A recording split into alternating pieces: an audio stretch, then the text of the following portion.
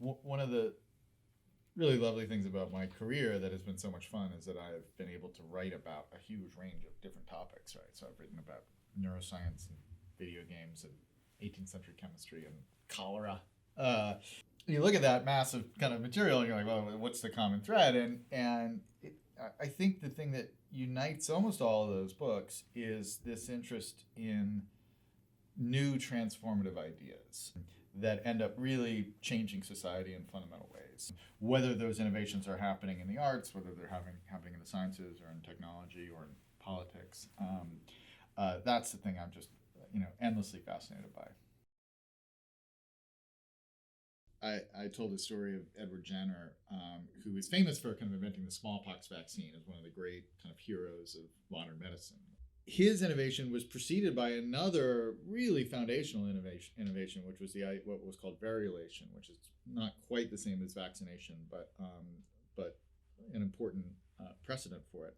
And that was an idea that had been kind of developed independently in China and in India and in Africa, and had come to England from Turkey, where it had been kind of discovered by this woman named Mary Montagu, Lady Mary Montagu, who was a kind of British aristocrat. And she had seen this practice of basically developing immunity against smallpox by giving children small amounts of smallpox itself. And she had brought it back, and she had kind of evangelized it in England. And it spread as a practice through the country in large part because of her work. And Jenner, 70 years later, as a doctor, had used variolation, and he then refined it to turn it into vaccination.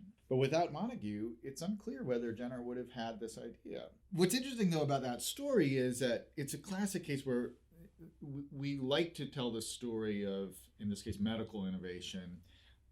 We like to anchor it in this one genius who has this flash of inspiration and this idea pilot, a light bulb moment. We tell the story that way because it makes for a good story, and it's kind of simple and it has this kind of narrative clarity to it. But in fact, it's almost always more complicated than that.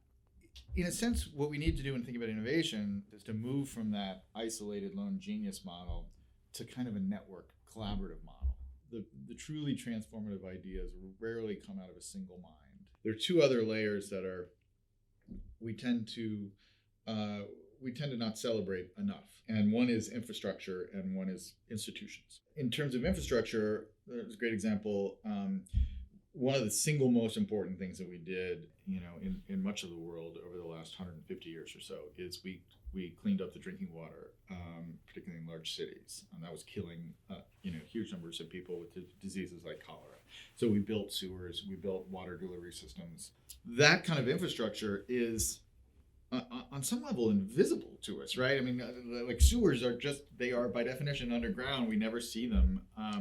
And yet they're some of the great engineering achievements, particularly of the 19th century, but they're crucial. And then there are institutions. Again, it's lovely to focus on these heroic innovators, the Edisons and the Steve Jobs of the world. But if you look at things like the World Health Organization, WHO, they are really, in many ways, single-handedly responsible for the elimination of the smallpox vaccine. No one has had naturally occurring smallpox since 1975. And without a institution with the kind of global reach and a global kind of collaborative network of field workers and scientists and the technology that had advanced since the days of Edward Jenner, we would have never been able to pull that off. One of our problems as a society is that we are very quick to forget how much progress we have made. But I think there is a tendency to just forget what life was like just 100 years ago. And if you look by maybe the most important measure of societal and personal health, how long you have to live. If you rewind the clock to 1920, globally, life expectancy at that point was somewhere around 40, 41. In no place in the world was it above 55. Today, average global life expectancy is somewhere around 75. In many places in the world, it's above 80. That means that effectively we doubled our lifespan, our average lifespan, in 100 years. We got 20,000 extra days of life on average. it's one of those problems where, one of those successes where we don't think about it enough, because the way that development happens is steady incremental progress. There's no single great triumphant breakthrough where suddenly life doubles. It's 1,000 interventions happening every day all around the world, slowly fixing this problem and slowly improving and looking at this feedback and saying, okay, this isn't working, we need to work on this, and oh, we need to come up with this new drug, and we've got this other problem that's coming out of that. That in aggregate over 100 years create arguably the most momentous transformation in human society. It's worth looking at that progress and figuring out what drove that progress as a blueprint for the remaining kinds of problems that we have to solve. There's a very long history of people exploring things creatively without any real purpose that nonetheless end up leading to transformative innovations. I spoke to the first year students who have that arts immersion program here, and there's a fascinating history between music and computers, and a number of the kind of key innovations that led to the digital revolution and the idea of programmable machines were developed first in music. I think there is absolutely an art for art's sake component to an arts education that's very important, and a program like the Arts Immersion program that Pomfret has.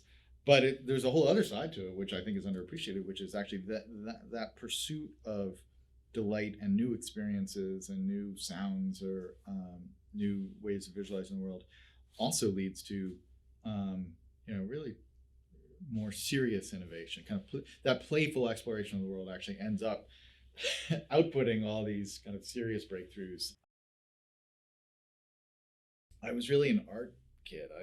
If you'd asked me what I was going to be professionally, I would have said writer. So I had by about 8th grade, I would have said kind of writer after that point, all the way for the rest of my life. I was really focused on creative writing, and I acted in school plays, and then I wrote 2 plays when I was a junior and a senior, and we produced them. At that point, I would have said I was going to be a writer, but I was going to be a novelist, or I was going to write screenplays or something like that, or theatrical plays.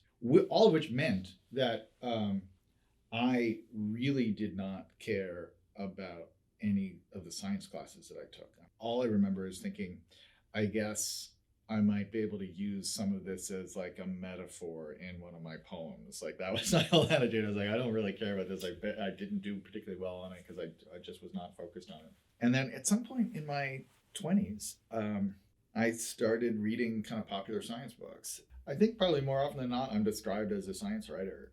So I think I would go back, if I could travel back in time to 16-year-old Stephen, I would say, okay, you're onto something with the writing, but actually pay attention in biology. It's actually pretty interesting. The honest truth is that I am the world's happiest writer. That is the thing that I do for work that never feels like work, which is it's a great kind of life principle of find the thing that looks like work to other people that feels like fun to you, and that's your calling. Do that.